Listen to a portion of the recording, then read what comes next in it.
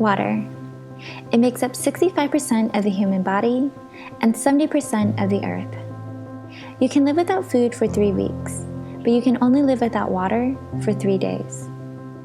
There's literally nothing quite like water in this universe. Yet, I'd wager that the majority of us don't think twice when we wake up in the morning and grab our first drink of water.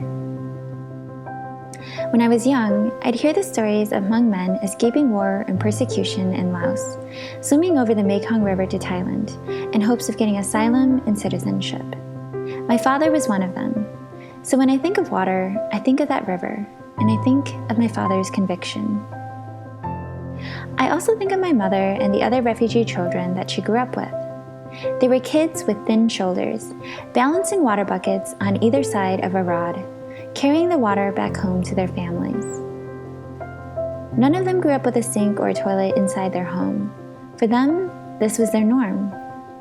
For me, I was also born in a refugee camp. But I was lucky. My family immigrated to the States the same year that I was born. When I think back to my childhood, I think of my sisters and my cousins. I think of summers in the 90s, clocking in hours at water parks and filling up water balloons for birthday parties. I think of running beneath fresh laundry hanging above our heads as we played in our backyard. But I never forgot the stories that my parents told me. We're one of many. I thought of this especially when I learned about Charity Water, a nonprofit with a mission of bringing clean water to those who need it most. Today, there's 663 million people who don't have access to clean water. They typically live in rural areas that lack the infrastructure and means to build wells, latrines, and other clean water facilities. So what happens when people don't have access to clean water? It means having to consume water that is filled with parasites, worms, and bacteria. This can lead to infections and serious illnesses. In fact, the World Health Organization estimates that 1.5 million people die from waterborne illnesses every year. It is also important to stress that access to clean water is more than just a health issue. Women and young girls are typically the ones responsible for bringing water back to their families in rural areas. This often takes 2 to 4 hours out of their days to carry back gallons and gallons of water.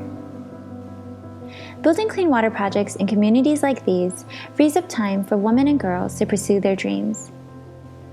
It empowers them to further their education, to invest in their communities, and also to start small business ventures. Donating and supporting clean water efforts is crucial because there is also a $1 to $4 cost-benefit ratio. This is an incredible return on investment that we should not ignore. When I first started fundraising for Charity Water, the number of people who lacked access to clean water was over 1 billion in 2011. Today, that number has dropped down to 663 million. Together, we can support Charity Water in taking this number all the way down to 0.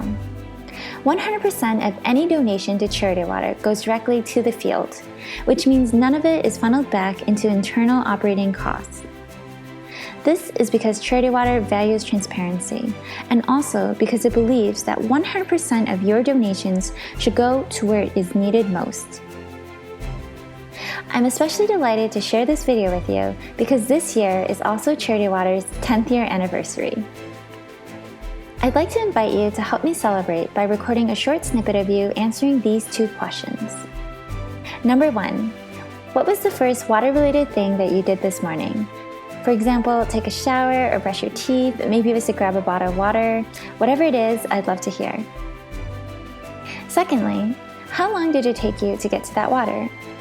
And lastly, this isn't a question, but it would be great if you could also say the following words. 663 million down to 0. You can send your recording to phimdesigns@gmail.com with the subject line, down to 0. Stay tuned to see how your audio snippets will be used. Thank you so much, and remember, the craziest thing that we can do is nothing.